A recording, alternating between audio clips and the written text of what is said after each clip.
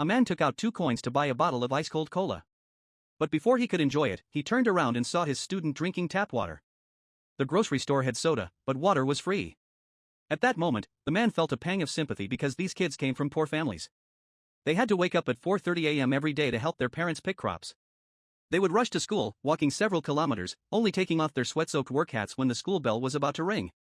Seeing this, the man decided to help these kids become the best cross-country champions in California. A few days ago, White was a hot-tempered football coach. When a student sneezed while the teacher was talking, the coach threw a shoe that hit the student's face. "Get out," he said, leaving the injured student in disbelief. This violent incident led to the coach being fired and becoming a laughingstock in the education community. No school in any big city wanted to hire him. In desperation, he took his wife and daughter to McFarland High School in economically struggling California, seeking a job. The principal was shocked when he reviewed White's resume. His file was filled with negative information, including complaints of violent punishment of students and even physical altercations with the school board. Despite this, due to the school's shortage of teachers, the principal decided to give him a chance to explain.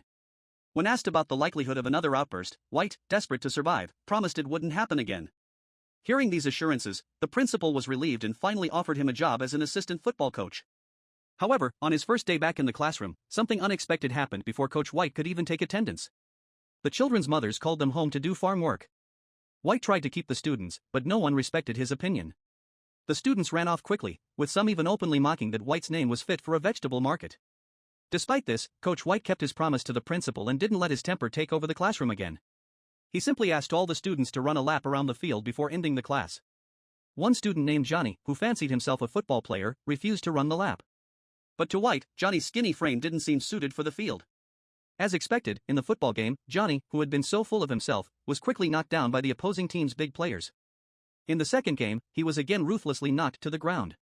After 2 collisions, Johnny was a bit dazed and even misjudged simple numbers. Want to know what happens next? Follow along to find out.